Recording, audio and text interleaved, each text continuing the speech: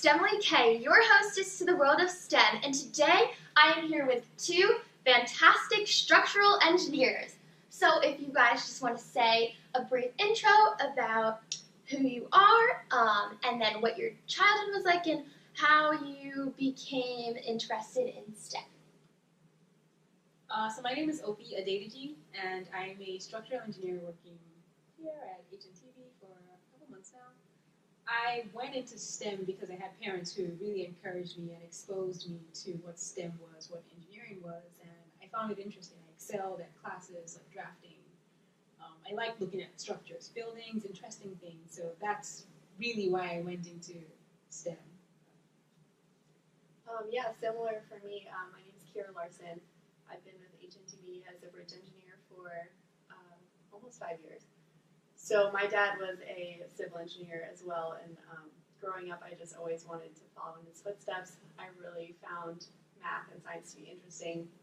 Geometry was my favorite class in high school, and just driving around looking at bridges, I was always fascinated by them. I actually started the first few years of my career, I was doing building anti-terrorism blast design of buildings. So after that, as much as I enjoyed that, I really thought that, bridges, you could see the entire structure and you can see how the forces work, and I always found that really interesting, so that's why I'm a bridge engineer.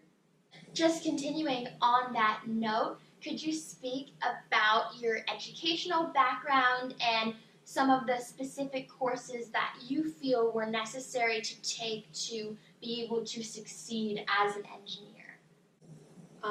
So my educational background was, I went to public school in New Jersey, Ramsey High School, and I graduated. I went to Princeton University and I majored in civil engineering. And then I got my master's degree at Columbia University in the city. I got a Bachelor of Science there, and that was in civil engineering with a concentration in structural engineering. So I went to high school outside America, but I came here for college. I went to Rutgers University undergrad, and I went to Columbia for my graduate degree. And then I came back to Rutgers and got a doctorate in engineering. My background is structures, and I specialize in bridges. Well, I think generally to become an engineer, they make you take lots of science classes. So you might end up taking chemistry, physics, a whole lot of calculus.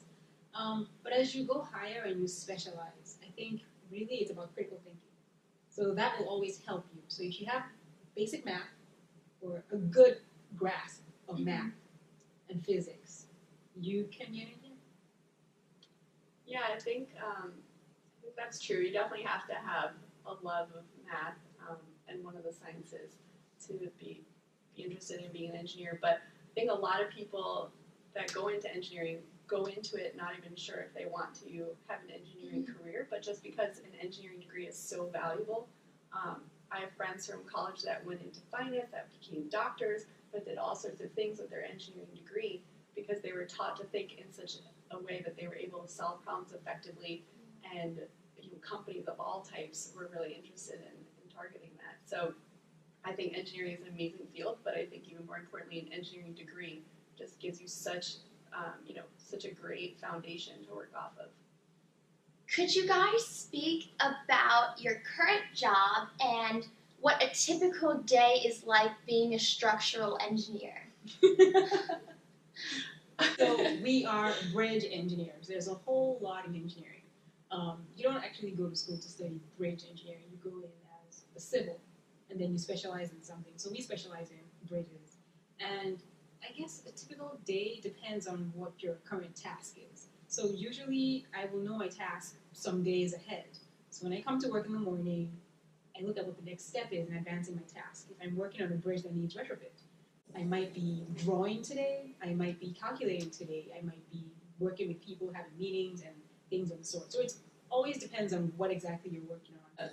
It's really exciting and interesting because our client is actually usually the state. In our case, two of our main clients are the New Jersey Department of Transportation and the New Jersey Turnpike Authority. So they own most of the bridges in the state and most of the roadways. So typically, you're working on maybe 2 or 3 projects at a time. We're usually working on either new bridges or retrofitting existing bridges for earthquake, to be able to handle an earthquake or to be able to handle some additional loads that they need to handle. So if we're doing a new bridge, we get this information from the client and they're saying, we want a bridge to cross this span. Here's the site, and it's our job to find out, okay, well, how long does that have to be in order to not impact the roadway and not impact the sewer lines and not impact the gas meters and all the things that are underground. And what material can we use to span that? Are we going to use steel or are we going to use concrete? How many girders do we need? And we start looking kind of piece by piece of the bridge, where we're designing all these little pieces, beams, the deck, the foundations, but we're making sure that it all fits together and we're giving the client a product that they want and something that can be built quickly, not impacting traffic, not impacting the environment. There's just a lot of different factors that go into it. So every day is pretty much problem solving. There's some days that problem is a math problem where you're looking at, can this beam hold up 10 cars sitting on it, maybe, whatever that problem is. And there's other days that your problem is, we're impacting an environmental wetlands if we put a crane in this location, and where else can we fit the crane so that the bridge can be built in a better way. Why do you guys think that girls should pursue engineering?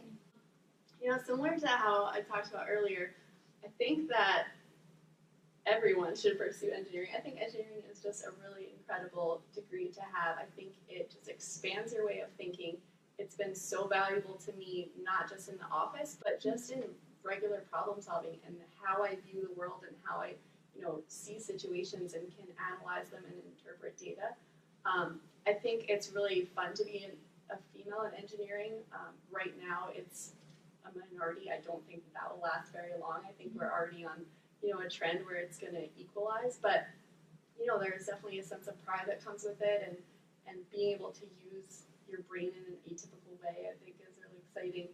I think it's just a good way to give back to the world. We hear a lot about community service and ways of giving back, and this is kind of a way for, I think, in our career that we are doing something that contributes every day to people's lives and to improving their lives and improving the infrastructure of our country. So I think, for all those reasons, I really would recommend to anybody to do an engineering degree.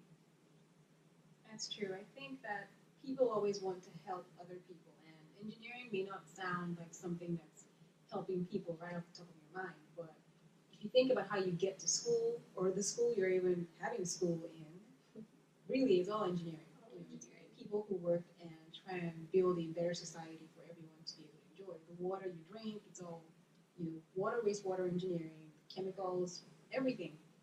And I think that as women, we might sometimes think differently from men, and having that kind of diversity in the workplace makes it better in any industry, really. So encouraging women to come in here, bring their voice, it's good for the company, it's good for the industry, it's good for the planet. What advice do you guys have for girls to succeed in STEM fields today? I would say it always helps to have a mentor, someone who can encourage you, because sometimes you might think you're not getting the grades and you want to drop out. But I always think that nothing good comes without perseverance, and engineering is one of those things. You might take a class that will be really tough on you. Just because you didn't do as great in one class doesn't mean you should stop. You push through the hardest things, and they tend to be the most rewarding. So if you have someone in your corner, for me it was my parents, pushing you on and telling you that you can't do this, I think that will really help you to make it through. Yeah, I think that's great advice. I think that finding a mentor that can really be that guide for you is very important, but I also think it's important to just, in general, ask questions. The people that I found that have succeeded the most, and even here have stood out to leadership the most, are not the people who think that they know it all. It's the people who are asking questions and aren't afraid to say, can you help explain this to me better, because I want to get it right the first time, and then I can continue to do that.